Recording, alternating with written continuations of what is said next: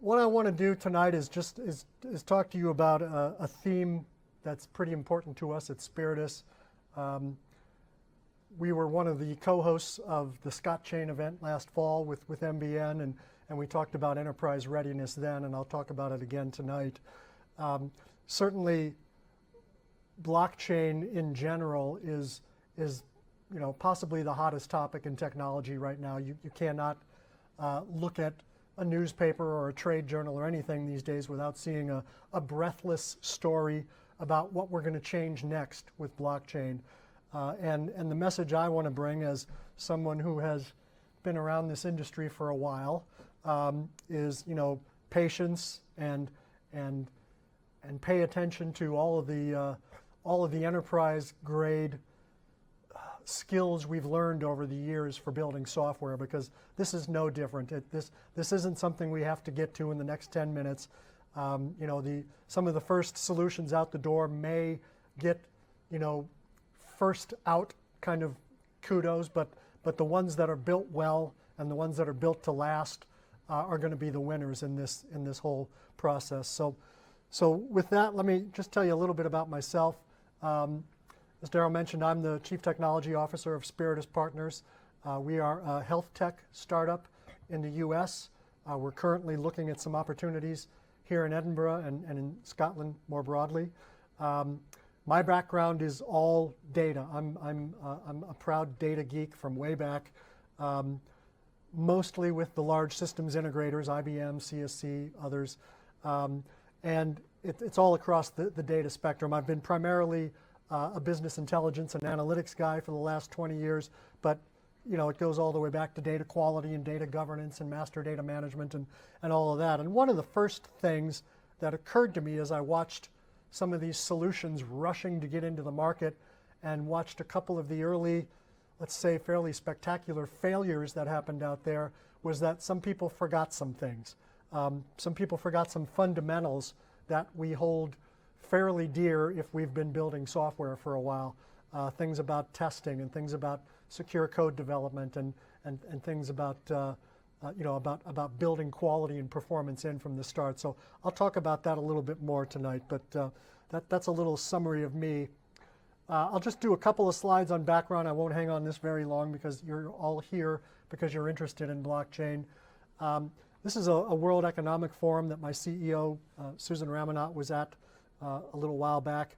And we like their definition here that we're talking about the distributed ledger. I'm not so much talking about a specific flavor of blockchain. I'm not going to get involved in the religious wars over Bitcoin versus blockchain, permissioned versus permissionless. I'm not going to go there.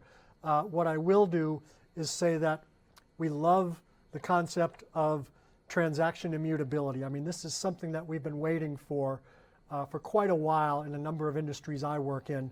And I've worked in biotech and consumer products and healthcare in the past, and all of them, especially pharmaceuticals, have a big problem with tracking and tracing goods. And one of the use cases we're fascinated by with the blockchain is the concept of a registry, and an immutable registry, an enforcer of trust, if you will. So this is we're very keen on this capability. So I will be talking mostly about permissioned blockchains tonight because I'm working in a space in healthcare that isn't as concerned, at least the use case we're looking at, isn't as concerned with the permissionless, trustless environment where everyone has to see everything all the time. Rather, we're looking more at the characteristics of immutability, as I said, the cybersecurity aspects of this that are very important to healthcare in particular, in making sure that information we see is what we believe it is. So I'll talk a little bit more about that in a bit, but the primary components here, the shared ledger, this is the most important part to me, the append-only ledger that cannot be changed without a major hack, if you will. The consensus mechanisms, this is an area of endless fascination to me that is possibly the fastest changing part of blockchain right now. We're seeing new proposals for new consensus mechanisms on almost a weekly basis, and a lot of it's very, very interesting, from proof of elapsed time all the way down to zero knowledge proofs, and seeing how this technology evolves, seeing how the cryptography evolves around this, and seeing how this is turned into an enterprise-ready solution is something we're very focused on. The privacy certainly is important to us. The concept behind Bitcoin originally was everybody can see everything, therefore you have nothing to hide, therefore you remove the element of trust. But in a private permissioned blockchain, there needs to be privacy at times. There will be visibility at other times. So we'll be able to manage that and control that.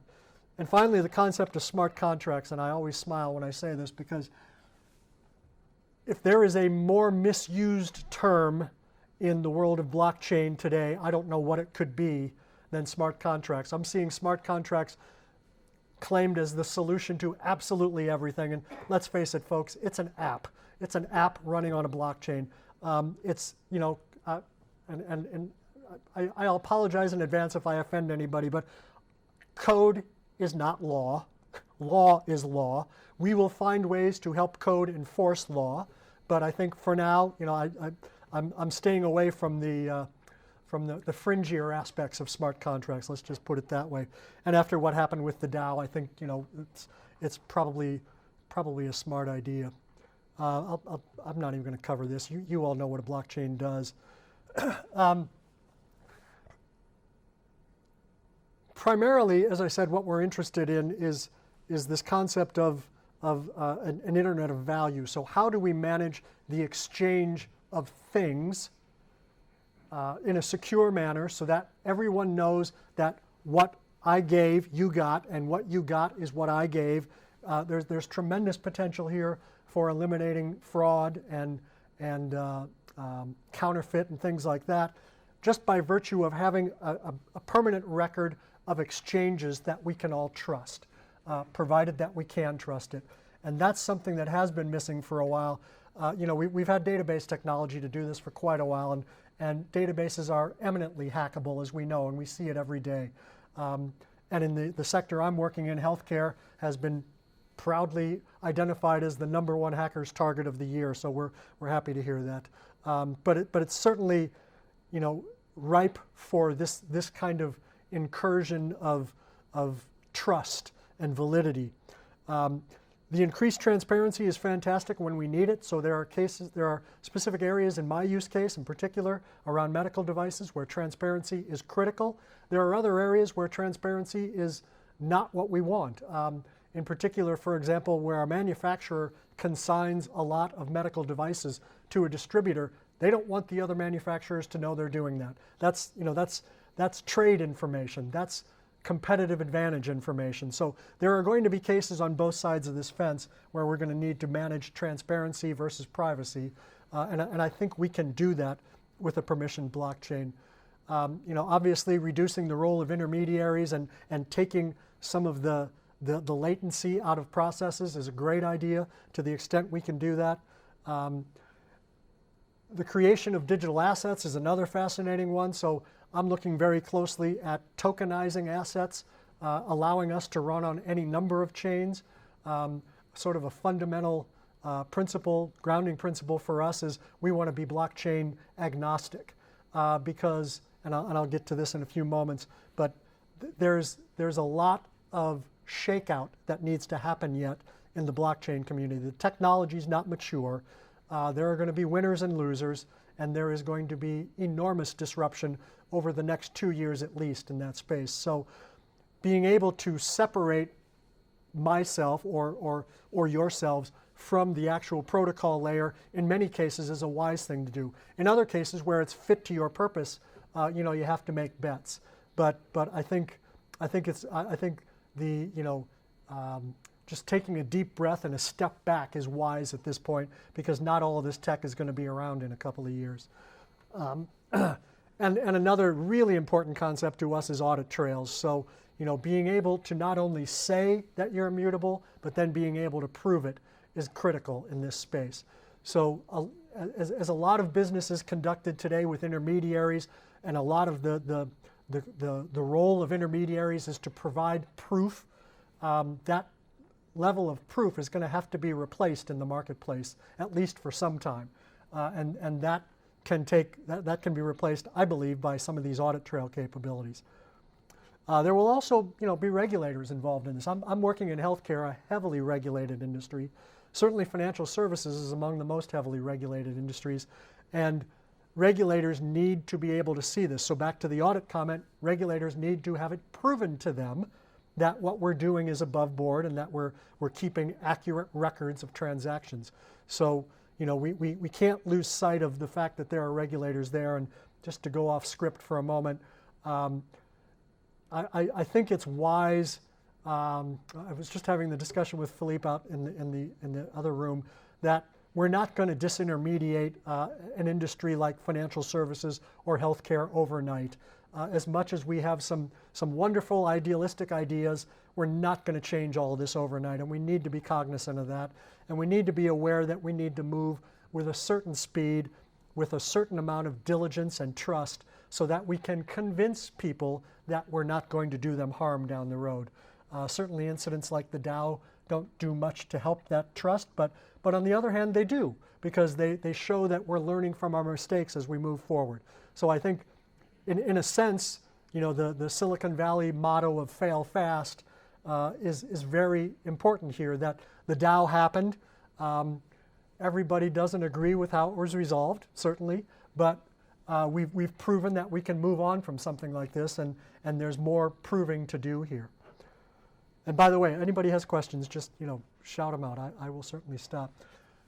Where we are today, there are too many startups to mention, and you look at the startup roles in blockchain and distributed ledger technology, and they're just everywhere in every industry and popping up daily. But some of the major open source protocols, Bitcoin, Ethereum, the Hyperledger project, I think is one that is bringing a lot of, whether you agree with the players or not, the IBMs and the Linux Foundation, great, very above board, but the IBMs and the Intels of the world, very much very capitalist ideals, want to make money, and that's what they're in this for. But on the other hand, they bring a certain amount of rigor, a certain amount of enterprise readiness to the table, and I think one of the first, what I'll call enterprise-ready platforms that you'll see will likely be the Hyperledger platform, or some of the spin-offs from it, Sawtooth Lake from Intel, or the Aroha platform. So important to watch what the big players are doing, because when I talk about shakeout, that's where a lot of this shakeout is going to come from. They're going to acquire smaller players for their technology. They're going to incorporate it. There's going to be a lot happening in this space. There are a lot of private ledgers out there, and too many to mention here, but it's certainly a huge growth space for blockchain. Cryptocurrencies continue to grow. There are more and more. I was having that conversation as well with Philippe. There's a lot going on here, also with wallets and exchanges. The Bitcoin world itself is growing at an incredible pace, and there's a lot of critical decisions in front of them over the next year or two, and I think that community is, I would say, doing an admirable job of trying to manage a lot of uncertainty, and it's important that they do that. Identity management is absolutely huge. There's an effort underway in San Francisco led by a guy named Christopher Allen called the Web of Trust, which is all about self-sovereign identity. How do we validate identities, and how do we give control of your identity back to you? I'm working with one of the use cases, which is a refugee use case, where we're trying to figure out how we can use blockchain technology and validated claims technology and so forth to provide identities for refugees as they flee countries where they had to leave everything behind, including their identity, because they don't want to be known after they leave that country. They don't want their family to be involved. They don't want threats against their family and so forth. So we're working on solutions for that, and it's a very exciting space. If you get a chance, I would recommend taking a look at what the Web of Trust is doing. It's fascinating stuff. Key management, decentralized applications, dApps, all fascinating occurrences. As far as industry sectors, I don't know of one that isn't talking about blockchain now. A year ago, it was primarily financial services. There was a little bit of healthcare. There was a little bit of supply chain. I think everywhere blockchain is making incursions now. So certainly all over the financial services market, you probably can't point to a sector of financial services that isn't trying to figure out a way to leverage blockchain and what the promise is. You will, and in another conversation we had earlier, I think some of the more modest use cases actually are likely to succeed first. Some of the people trying to replace banks, good luck with that. That's a very entrenched, very powerful community. I think over time we will change the way banks do business very much. I don't think we're getting rid of banks, certainly not in my limited remaining lifetime, but probably not in any of yours. So, but it's great work, and we're moving in the right direction. Supply chain, clearly one of the most native use cases for blockchain. That concept of tracking entities across a registry, I think, is huge.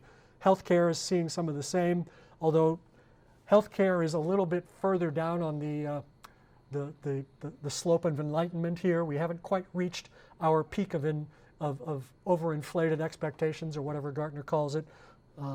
But we're not far behind, honestly.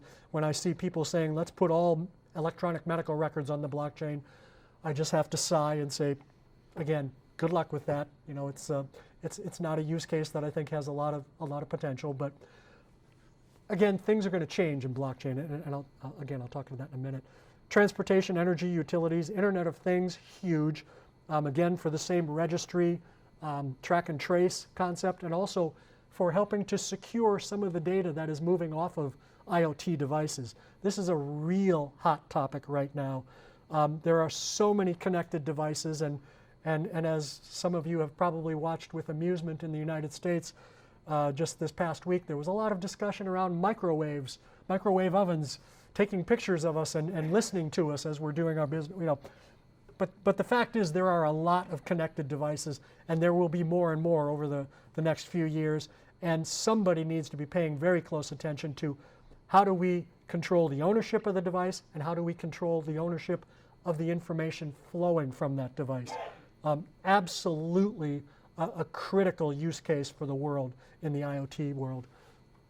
And certainly, all of the big IT players want to have a piece of this. I'm sure by now every major consulting company on earth has a blockchain practice. Whether or not that's 6 guys who they just put in a conference room and said, here, read about this, or people who actually know what they're doing, up for grabs. But there's a lot of both, and I'll tell you that honestly. Be very careful when picking partners to work with in the blockchain space, because there is the predictable hype cycle going on among consulting as well. Government agencies are very, very keen on this. All over the world. I mean, every government is very interested in this. And as I mentioned earlier, the regulators. So, it really has spread everywhere it can possibly spread by now. It's anybody's guess where the fastest take-up is going to be. We saw a lot of interesting headlines about how, was it 17% of healthcare executives say they will have a production blockchain app this year? Well, that came out from one of the big consulting companies. So maybe a grain of salt. Maybe they're making their market. Possibly, I don't know, but if you say something enough times, people will believe it, and then the rest of the sector will say, well, I have to get on that train. So, but that just proves how important and how relevant and how timely this is, that there is so much attention from the likes of IBM and Deloitte and Accenture and all the other big consulting firms. Everybody's paying attention to this. So now to the core topic that I've already telegraphed several times, some of the emerging challenges to enterprise readiness here. I'll tell a little story first. When I first started getting involved in blockchain, seriously, it was a little over a year ago. I was talking with my partner about use cases. So I took an employee of mine, and we started to experiment. And we were working with Ethereum at the time and Eris, back when they were Eris, now Monex. But we went out to their GitHub and downloaded their software. Now, as somebody who's been in the enterprise software game for 30 plus years, I love to see an SDK when I get software. I like to see you know, I hate to say it, I like to see a shrink wrap box. That's how old I am. But instead of a shrink wrap box, I don't know if any of you are old enough to remember Tinker Toys, but what we got was a big can of Tinker Toys that we dumped out on the table, sparks flying everywhere, and we started picking up pieces and putting them together and seeing how they fit and seeing if this worked. We tried to run all of the tutorials, and half of them didn't work out of the box, and we would call the company and they would say, oh, I'm sorry, we just changed that code yesterday, so here's what you have to do. Incredibly not ready for prime time a year ago. It's improved. It has improved dramatically, and don't get me wrong, but it's still immature technology. There's no question. I still go to demos where I see people showing a demonstration of their application and saying, we've got this great UI over this, and all you have to do is type in this long character string for an ID, and I stop right there and I say, not enterprise ready, guys, I'm sorry. You know, if anytime we have to get that deep into the guts, you're missing the point with enterprises. Enterprises want to see something that their IT shop can work with. So we have to mature this quickly. We're seeing some positive advances. Microsoft claims blockchain as a service. I'm sure there's something to it. There will be more to it before the year is out. Amazon is a little less bold in their claims, but some of the big hosting providers are getting very interested in how do we provide blockchain-ready environments for people to work in, sandbox environments, test environments, whatever you say. But that's becoming something that's very important to those guys. That's a good signal that the market is maturing. The software itself is maturing. I'm finding a lot more readiness by some of the younger companies in this space to have a discussion about support models. The first time I talked to one of these companies about support, they said, we can't do that. We have 6 guys. I can't support you. And I said, well, how do you expect your software to get out in the marketplace if you can't support what we're doing? You're the ones who know it, right? So it's happening. It's happening, everybody. It really is. They're all starting to build support organizations. Part of the problem is skilling up a whole world of people to get a nascent industry off the ground. But it is happening, and people are starting to understand that they need to build some rigor and some repeatability around their software and some reliability. That has not been there until now. I think to cut to the bottom here, the DAO was a perfect use case for how immature the industry is. They rushed to market without understanding the size of their market or the uptake they might get, without being ready for the uptake that they got. They rushed to market with software that had not been, I won't even say properly tested, had barely been tested. That was the gold rush mentality. Let's get it out there and let's keep people on board, and we'll learn from it as we go. Unfortunately, when the way you learn is by someone hacking your application and stealing 1/3 of your assets, that's not a lesson you really want to learn publicly. Then the 4th lesson they learned was, by the way, don't put your junior programs on YouTube the day after and start describing all the mistakes we made. There's a concept in law called discovery. I don't think you want your YouTubes of what we did wrong showing up when somebody comes to sue you for the money I just lost in the DAO. So a lot of great lessons there. Interestingly enough, there are a lot of people in the legal profession who are now following blockchain very closely, and that's a very encouraging development as well, because we're starting to build the support network around blockchain. So not just the IT support network, but the process support network, the legal support network, the regulatory support network, which I know is anathema to a lot of blockchain, Bitcoin people especially. But it is important in these early days to give people some comfort that there is some control here, that this is not just the Wild West. There are a lot of, I will say, issues around reference architectures and standards. You will see a standards movement start growing up around blockchain, whether it's industry by industry or at the blockchain layer itself, that says, here are standards for consensus, here are standards for the cryptography. That's going to happen. And it's important for that to happen, because standards are also something that people rely on to feel good about what they're doing. The reference architectures are also evolving, and that's important to us. There's going to be a lot of issues around legacy infrastructure integration and migration. As someone, as I've mentioned, who has done a lot of enterprise software and enterprise transformation work in my life, the biggest problem in every new technology is not the end state. That's the wonderful shining city on the hill. It's not today, the mess we have. It's the space in between the two, and how do we transition from one to the other? How do we make sure we understand where the quicksand is out on the road and steer around it? How do we understand where we're going to get in trouble and try to plan for trouble so that we know what to do when we find it? Because trust me, we're going to find it.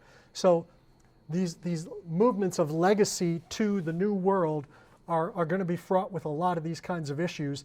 And I think, unfortunately, people with the kind of experience I have are going to be very helpful in this, because we've seen this movie before with the internet, with distributed computing, with all of these things that we've all the cyclical rises and falls of technology evolution over the last 30 years. We've seen this movie before, and it always goes the same way, and I don't see any reason to think this movie won't go the same way. There will be a huge lift, there will be a crash of sorts, and then what survives out of it will be much stronger, and it will be much more ready for the enterprise. So it's a good thing. A lot of people will get left by the side of the road. I love to say, I missed the dot-com boom. I did not go to a startup then. It's my first startup at somewhere north of 50 years old. But I also missed the dot-com crash. So, hey, I'm not sad about that. But we learned from it. We learned a great deal from it. And we learned a lot from Y2K and all of these things. These are lessons we can't forget as we move forward here. There's going to be enormous issues of governance. This is going to be one of the biggest issues, because there is a culture war looming between the pure, I would call it crypto-libertarian idealism of the people who want to change everything and do everything differently and get rid of intermediaries and come up with a pure peer-to-peer society, and the people who have enormous vested interests in the intermediated society. And governance is going to play a huge role in how we get over that. So let's not dismiss the importance of governance as we move forward, but rather let's understand that it's an important part of the evolution of the society and how we get through it. Security, certainly very important in this space, and I'm probably getting close to where I need to wrap this up. But also then the platform maturity, testing, the DAO, I talked about that before. It's, to me, unconscionable that software went out with as little testing as the DAO did. Just a complete 101 level mistake. You just don't do that.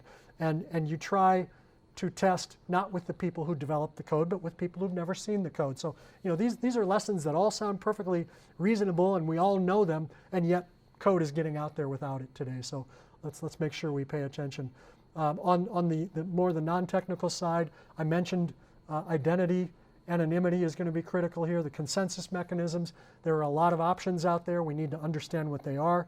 A guy named George Samuel Salmon is one of the leading thinkers in consensus mechanisms today, and I would strongly recommend, if you're interested in that, check out his blog. It's extremely well written. I mentioned standards, architecture standards and other standards. There's also going to be industry standards that need to arise here. There are legal and regulatory concerns, as I've mentioned. The business models, how do we commercialize this? After all, some of this needs to be commercialized. Somebody needs to continue to make money. We can't just all, be dismantling the system. Something has to be built up behind it to keep commerce moving. And finally, I think I've mentioned solution overreach enough times now that you all get it. It's just a deep breaths. Let's take our time here. Appropriate use cases. I've mentioned a couple times already the registry. I think the registry is the pure golden use case for blockchain. And registry can mean a lot of things, but in my mind, registry is tracking something through its life cycle. If we can keep that immutably and get people to believe that we know what we're talking about, that it can't be faked, there is so much going on in the world around counterfeit and fraud.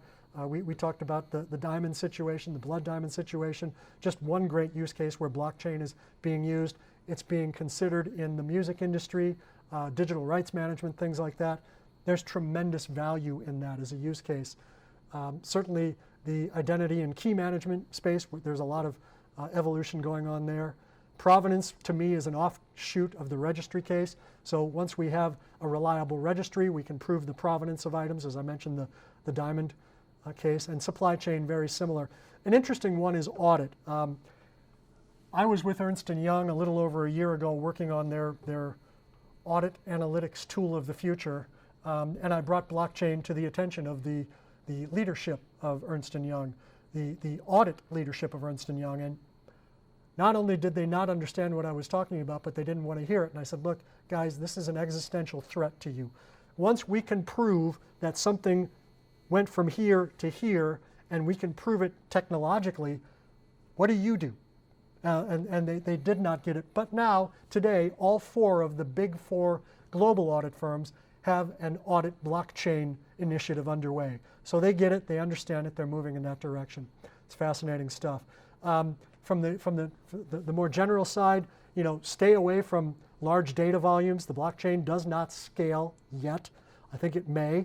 I think it will. If you look at an initiative called Big Chain DB out of Berlin by a guy named Bruce Pahn, a good friend, he has taken a distributed database, a global distributed database, internet scale database, and given it blockchain characteristics. What he didn't try to do was take blockchain and make it a scalable database. Rather, he took a scalable database and brought in the elements of blockchain that he wants, the immutability, the hashing, and those sorts of things. Fascinating project to watch.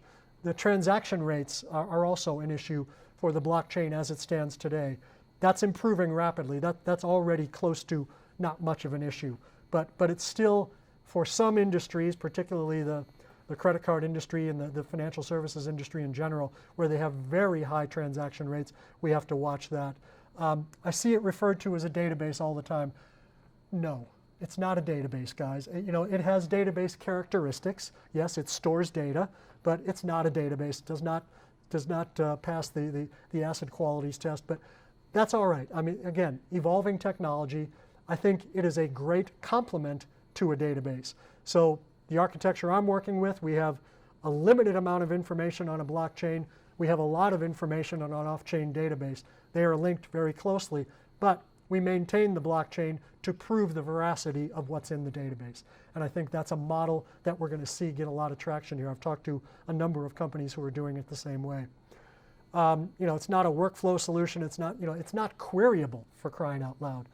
You cannot launch a SQL query against a blockchain. So again, we create indexes off-chain in a database that we can query, and then we make sure that we keep those tightly synced between the two so that we know what's going on at all time, so that we can prove it, so that we can audit our index and our blockchain. So just a few of the use cases I think are important. And what does it mean to you? For those of you who are fairly new here, a lot of the skills that the younger generation, wow, I sound old, have today, the JavaScript, Python, things like that, are in fairly prevalent use in the blockchain world. C++, a lot of that is very widely used. I think we will see a rationalization of languages being used with blockchain to where we will be able to use every language we can use effectively today in the internet world or for internet apps in creating blockchain applications. I think that'll be a very important development here. Solidity, again, is being used in smart contracts. The DAO was written in Solidity. Unfortunately, the language itself was fairly new and had not been vetted properly, in my estimation, and it had flaws, and somebody rode a horse through them and came away with a whole bunch of coins. So that's what happens. But again, a message I've given earlier, and I think I can't do enough, is that the enterprise development lifecycle skills that all of you have today, that all of you have earned from building applications in whatever sector, in whatever area you're in, apply to the blockchain world. It isn't simply a matter of let's put it on blockchain and everything is grand. You still need the rigor around proper code development, proper testing, proper architecture, proper data architecture. You need to understand what your data is and where it's going. The proper testing techniques and secure code development. DevOps, SecOps, all of this is very important. We can't forget the rigor we had when we're moving into the blockchain space. And trust me, you'll be rewarded for it if you develop blockchain applications that you can say and prove we developed, the old school way. We developed these with a ground-up architecture, with an intelligent design to them, with thought to security and performance up front, engineered in from the beginning rather than tested for at the end. These things are going to be incredibly important as the blockchain moves forward. And I'm a little bit over my time, but just a few thoughts on the look ahead. I've telegraphed this one, the industry consolidation, very much ripe for consolidation. We're already seeing it. You're already seeing companies leaving some of the early consortiums. The R3 consortium has banks dropping out right and left. Digital Asset Holdings is seeing people leaving what they're doing.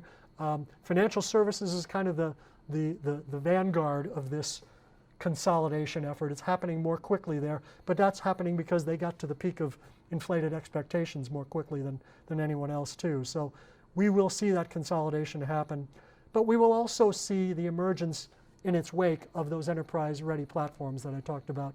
So the hyperledgers of the world, perhaps Corda, I don't know. Some of these are being engineered as enterprise-ready platforms with the right ideas in mind and the right sustainability in mind. I think this year you'll see the first production deployments of blockchain, and they will make big news. And some of them will probably crater as spectacularly as the Dow did, but some will succeed. And that's the most important thing that can happen this year, is for a few initiatives to succeed in full public view, to take away some of the fear that everybody else is feeling. Because in a lot of industries, we talked about, Philippe, financial services, people are taking a wait and see approach, saying, I'm not sure about this. I want to see somebody else succeed first. It's going to be important to get some production instances out there. The standards, as I mentioned, are going to evolve right along with it, and all of the integration with enterprise and with the rest of the enterprise. So how does blockchain fit into your enterprise stack today? And depending on your industry, some of those stacks are very old and very brittle. And how we introduce blockchain into, for example, healthcare and insurance is going to be fascinating, because there's a lot of barnacles, there's a lot of accretions on those architectures, on those stacks, and some of that's going to have to be chipped away before we can make much progress. So with that, I'll stop. If anybody's got any immediate questions, I could take them, or we could get to Philippe. There's a question and answer period after this. Anything instant? I wowed him. Okay, thank you.